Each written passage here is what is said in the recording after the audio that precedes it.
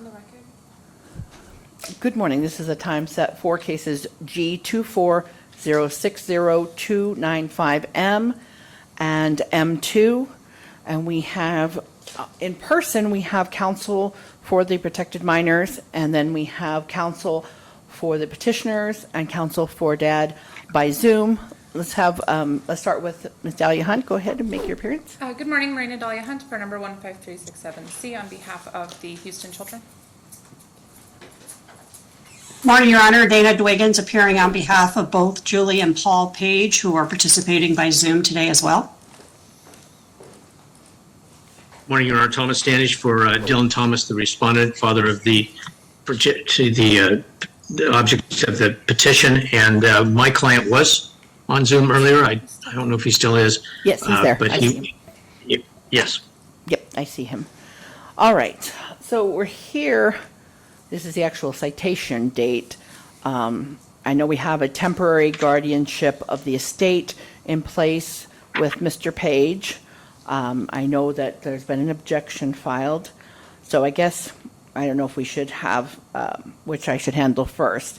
Mr. Standish, your client's objecting, so do I need to have an evidentiary hearing on who should be guardianship of the estate? Because I think we find that both children need a guardian of their estate. Whether Yes, that's sure. dad or whether that's somebody else is what I would have to determine at an evidentiary hearing. Yes, Your Honor. We did file an objection on the person and the estate, of course, of both of the minor children.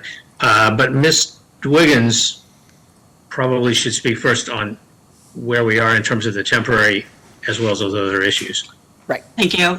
Your Honor, I did speak to Mr. Standish this morning, and I'm not sure, or I'm sure Your Honor is probably aware, but we did file a joint motion to consolidate the two matters before Your Honor, being the custody dispute in front of Judge Henderson, and it's scheduled to be heard by the Chief Judge, I believe, July 10th or 11th. July 11th. So my thought was that perhaps we just continue the temporary until another hearing date after the July 11th, so that we know where we're at that point as to whether or not you're going to hear the entire matter or if just the guardianship as it relates to the estate is going to stay in front of you before we actually set an evidentiary hearing, because we both believe, obviously, the scope of the evidentiary hearing could change quite a bit. Right. I think that if I'm just doing a guardianship of the estate issue, I could probably do that in half a day to make that determination. But if it's guardianship of the person or a custody matter also, and we're trying it all at once, I imagine you guys are going to probably ask for 2 or 3 days. Correct, Your Honor. Mr. Standish, you agree? Did I lose you? Are you still there? Oh, there you are. You agree that there's going to be a much bigger scope of trial, right? I can't hear you. You're muted.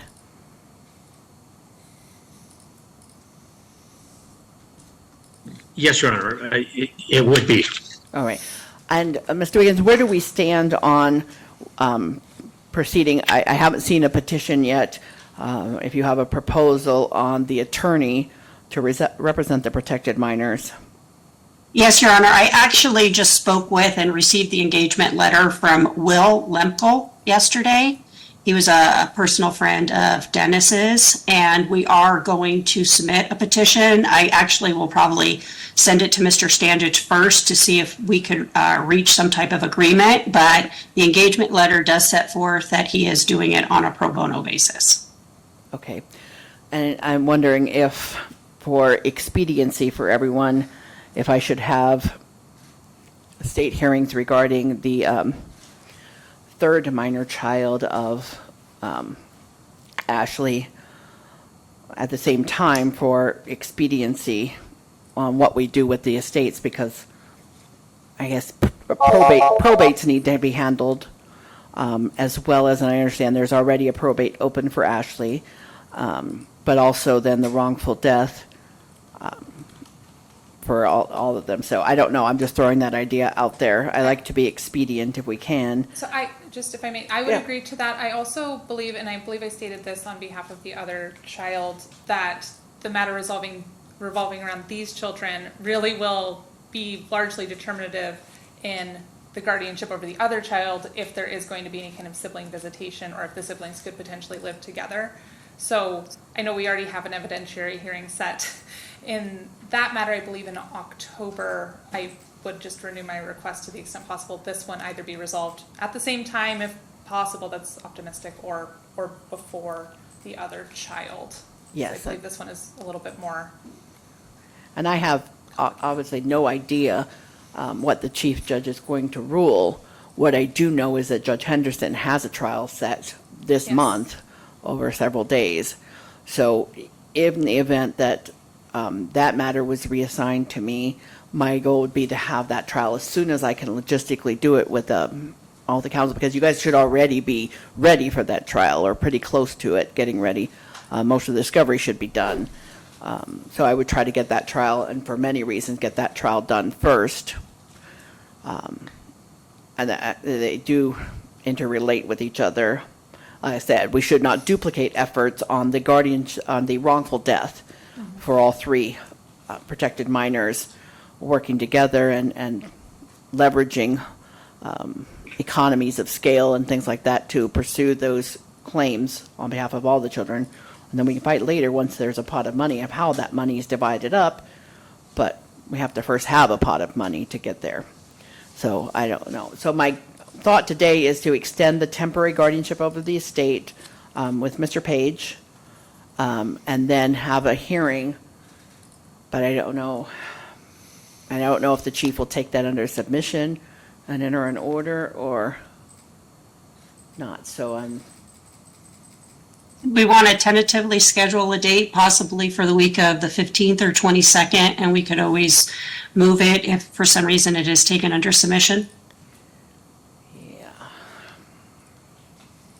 And I could have a petition filed to have the matter heard as far as approval to retain counsel for the purposes of initiating the wrongful death action on behalf of and any other claims that might exist against other parties. Okay.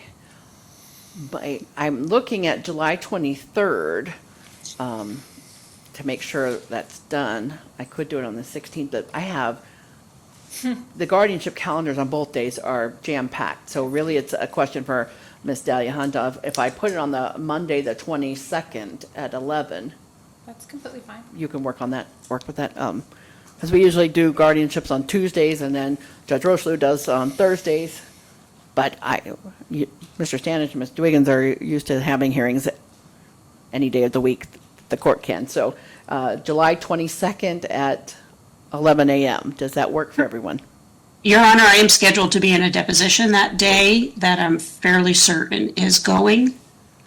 If that is the only day available, I will somehow work on stepping out and having someone else cover it for me or taking a break during that So period. do we do like 11:45 that day? And then Ms. Wiggins could take an early lunch? Does that work for you, Mr. Dwiggins? Yes, Your Honor. Okay, we'll do 11:45.